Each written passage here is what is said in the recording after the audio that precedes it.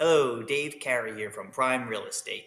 I decided to make a vlog or a video log of exactly how the BRRRR process works. So, as of yesterday, I went under contract on a property that I'm going to BRRRR as an investment. And it's a pretty good one, so I thought it'd be a good example of have people follow along over the next 7 months and explain every step along the way exactly how I do what I do, how I acquire properties for little to no money out of pocket. So today I'm going to just talk about the deal that I found, how I found it, why I like it, my estimated numbers, a little brief overview of what BRRRR is, all that good stuff. So for starters, here's the property that I'm under contract on. It is 2915 East Walnut Street in Colmar, PA. It is a 2-bed, 1-bath, 1,080 square foot twin home in the North Penn School District. I like this one for multiple reasons. I went and visited the property. There's an opportunity to squeeze a third bedroom in. So I'm going to run all my numbers based on a 3-bed, 1-bath. Taxes are low, only $2,944 a year, which really helps with cash flow. I'm on a contract for $160,000. When I look up the comparables, which I've already set this up, I basically did within 2 miles of the subject property, same school district. I did twins, semi-detached, and end-of-row townhomes, which a end-of-row townhome will probably be slightly less in value than a twin, but I'm just looking for as much data as I can to try to figure out what I think the after rehab value would be. I did a 10% parameter square footage, so it's exactly 1,080 square footage. I did 10% below, 10% above to get my most accurate comparables. Then I'm going to hit 6 matches. Here are the closed sale comps. Got to be closed sales within the last year, within 2 miles of the subject property. They're all in Lansdale. My property's in Colmar. Colmar's a very, very small town, so I knew it would be next to impossible to find a comparable. But you're still in the same school district. You're within 2 miles, and these are all 3 bedrooms, so these will be okay to drive value. As you can see here, the comparables start at 228. There's a 240, 242, 270, 275, and 361. So I'm going to remove the 361, the 228. I'm probably going to fall somewhere in the middle here around the 250 to 260 range. Because this is a BRRRR, it's going to have brand new floors, new paint, new windows, new furnace, new kitchen, new bathrooms, everything. So it's going to tend to lean towards the higher end of value. Whereas if we were to look into these 228, 240 properties, my guess is they're probably in need of a little bit of updating. So for this video, I'm going to use the after rehab value of $260,000. So just to backtrack a quick bit and explain what BRRRR means.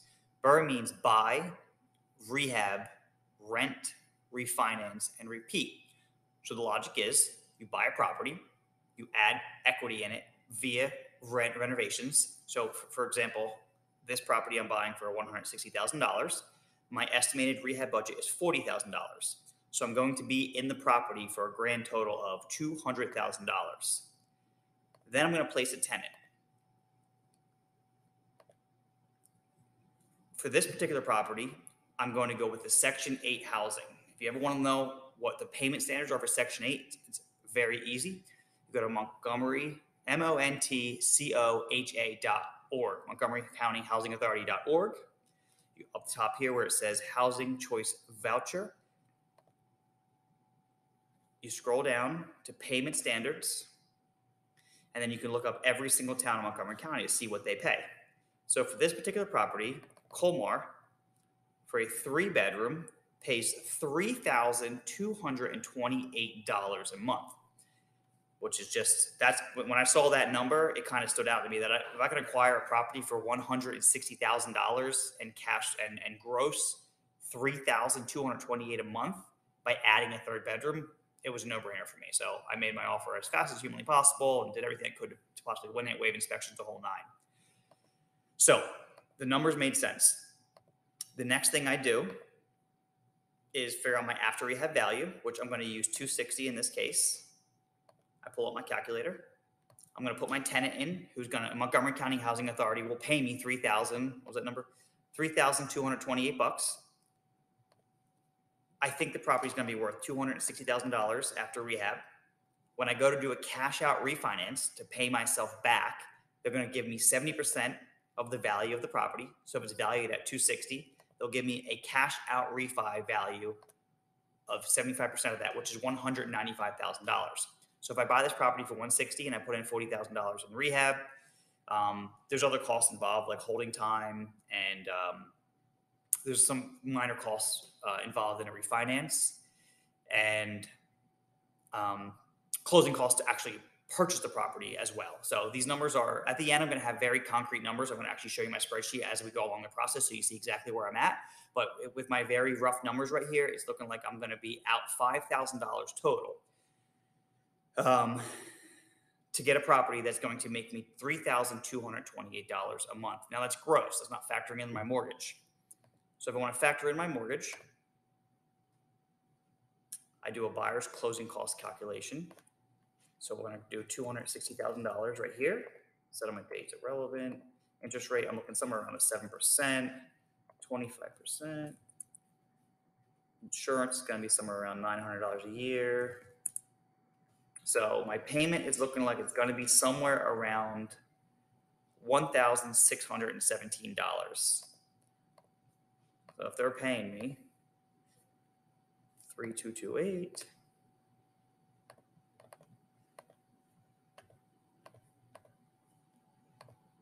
my payment is 1617.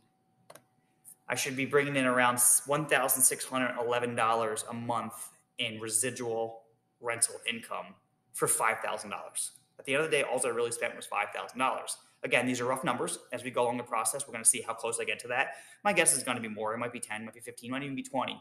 But if you only have to spend $10, $15, $20,000, cash flow $1,600, it's a no-brainer in my opinion. And you do it. The last part of the BRRRR model is the repeat section. So you just do it again and again and again. And eventually you acquire enough properties where you have enough residual income that you don't have to work, essentially is the whole goal. So again, I'm in the buy stage. We talked about the after rehab value. We talked about the rents and how to figure out what the rents are. You can just go online and Google this yourself. It's very easy. What I'm going to do next is I'm going to head over to the property probably next week around Tuesday, and I'm going to take a video of the actual property. I'm going to go over all the renovations that I believe the property needs, come up with a ballpark of how much it's going to cost, and kind of go from there and explain to you the whole process. As of now, I'm only under contract. I haven't closed yet, so I don't have things like my closing cost number. Here's the spreadsheet that I have thus far. It's got the property address, the purchase price at $160. For this particular property, I had to do my use of occupancy myself because the sellers refused to do it because the house is in shambles. So that's $60. Closing costs, I have TBD. All the rehabs, I have TBD. Holding time, again, TBD. So as we move along, this is going to get filled out. Once I settle, I'll put in my exact closing cost number. Once I have monthly payments, I'll put all those numbers in. One thing I forgot to mention is how I actually bought this property. What I did was I took out a home equity line of credit on my personal house. So I got approved through police and fire with a home equity line of credit. Then I used that money to buy the property, which again, it's not my money. It's a loan I took off of my own property to buy another property. So the whole game here is basically using other people's money to make money. So I'm borrowing money from police and fire. I'm going to buy this property. Then I'm going to borrow money from another lender, which is Landing Capital Mortgage, Kevin Stegana. He's the guy who does all my loans. And then I'm going to pay police and fire back.